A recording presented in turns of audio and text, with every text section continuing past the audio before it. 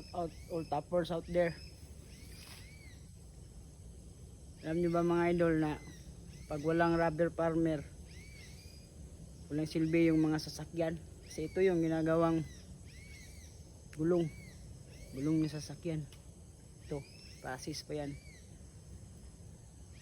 Credit to all rubber tappers mga idol. So yun na po, thank you for watching po, God bless all.